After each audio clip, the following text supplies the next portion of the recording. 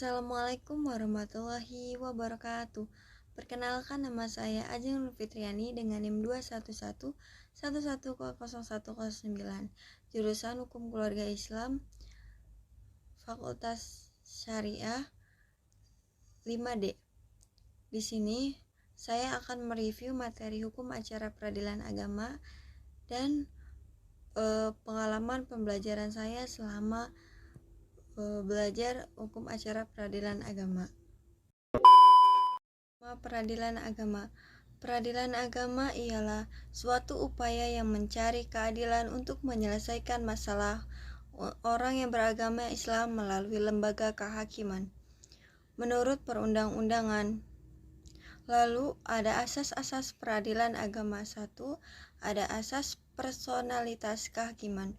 2. Asas kebebasan. 3. Asas wajib mendamaikan. 4. Asas sederhana, cepat, dan ringan. 5. Asas persidangan terbuka dan umum. 6. Ada asas legalitas dan equality. Yang ketujuh ada asas aktif memberi bantuan.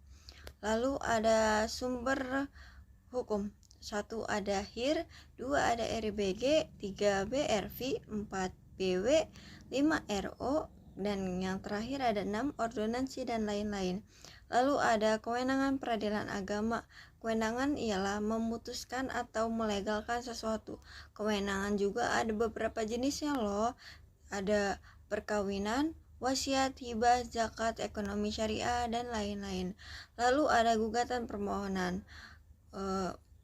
Gugatan dan permohonan gugatan ialah tuntutan hak yang mengandung sengketa di mana paling sedikit ada dua belah pihak. Sedangkan permohonan ialah sengketa yang bisa pihaknya lebih dari dua. Lalu ada upaya perdamaian. Upaya perdamaian ialah menyelesaikan suatu perkara agar tidak diperiksa oleh hakim dalam putusan pengadilan. Apa sih hal-hal yang terjadi di dalam gugatan? Yaitu ada pencabutan gugatan, perubahan gugatan. Lalu ada sita dan penyitaan. Sita ialah tindakan hukum pengadilan atas suatu benda bergerak dan tidak bergerak. Dan lalu ada eksekusi, yaitu putusan pengadilan hukum tetap yang dijalankan secara paksa. Ada proses tahapan eksekusi di peradilan agama. Setelah permohonan eksekusi didaftarkan dan disampaikan kepada hakim ketua memahami maksud permintaan itu, memutuskan surat permohonan eksekusi dan menyerahkan eksekusi. 1. Ajukan permintaan menggunakan mekanisme yang diatur oleh pola bil damin. Yang kedua, hakim ketua mengeluarkan perintah administrasi dan mewajibkan terdakwa hadir dalam sidang administrasi untuk pelaksanaannya. Ketiga, jurusita atau wakil jurusita mengundang penggugat dan tergugat untuk melakukan eksekusi. Yang keempat, sidang tenggoran atau unmanning dalam sidang kecil yang dihadiri ketua panitera eksekusi oleh penggugat dan tergugat. Ketua memperingatkan para tergugat untuk melaksanakan putusan tersebut dalam waktu paling lama 8 hari. Lalu yang kelima, panitera menyiapkan berita acara sidang dan ditandatangani oleh ketua dan panitera. Yang keenam, apabila terdakwa tidak dipanggil ke sidang dalam jangka waktu 8 hari yang diterapkan terdakwa untuk dieksekusi, yaitu dalam sidang berikutnya. 7. Ada penetapan perintah penyitaan.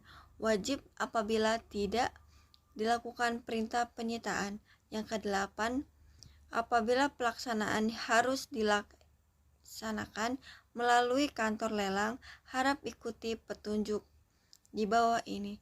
1. Ada A. Pemberitahuan publik tentang lelang S2 17 RBG. Yang B. Silakan kirimkan formulir permohonan lelang ke kantor lelang. Yang C. Pelaksanaan lelang oleh juru lelang di kantor lelang.